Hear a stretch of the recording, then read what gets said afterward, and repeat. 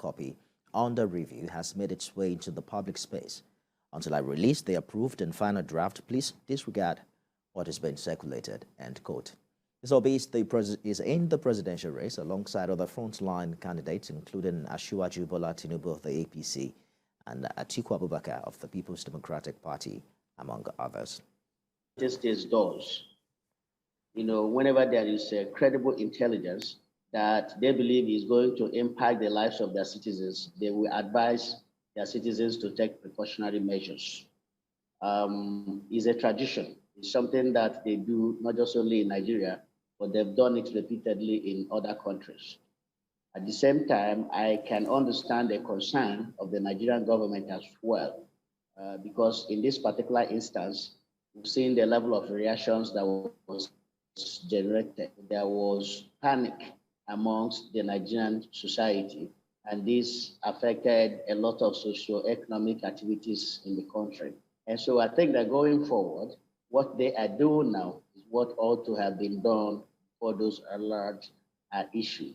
I think there should be more engagement behind the scenes. If these foreign embassies or governments, if there's any credible intelligence, which they have, I think it would be advisable that the relationship between Nigeria and those countries are such that those countries are comfortable and have confidence in sharing those intelligence information with Nigerian government, and that all of them work in synergy to be able to, one, achieve the objectives and obligations of those countries to their citizens, because it's a sacrosanct obligation for U.S. Department of State to protect American lives anywhere at any time.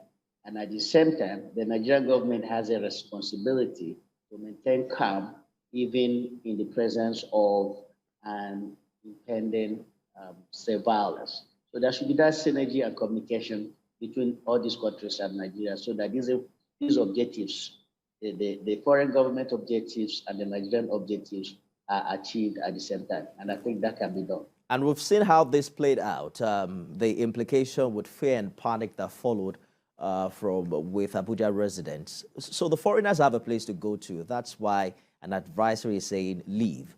But how does it work? What's the standard practice if this was happening in America? Do you also share this intel with the public? Yes, if there is any intel that requires citizens to take precautions, the government does not hesitate to make those information available to American citizens. But this is usually done through the various police departments. They're usually very localized. And the information is usually very direct and specific as to communities that will be affected.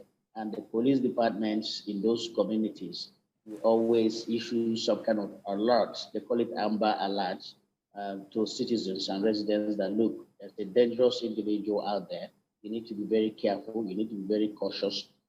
Take every precautionary measures to protect your safety and the safety of your family. So yes, they do issue alert to their citizens, even within the United States, if there's any credible intel as to whether there will be violence or terrorist attack in a particular community. So apparently there's what the US and the UK are saying, which is quite different from what the Nigerian government is saying. The Nigerian government is saying there's no cause for alarm. Do you think it's easy for Abuja residents to decide who to believe now? Well, it's usually difficult, considering the fact that the US and the UK, these are seen to be superpowers, and we've seen them in action. We've seen them giving intelligence in various places and in various countries, and the intel that they give usually turn out to be true. And so when you have this kind of warning coming from those countries, and I believe Canada also joined them, if you have this kind of alert coming out from those countries with their level of sophistication in terms of intelligence gathering, both in terms of electronic and human intel gathering, and they come out and issue this kind of security alert in a country, a third world country for that matter, like Nigeria, it will be very difficult for Nigerian government to be able to maintain control as far as keeping the people calm. Well, the country.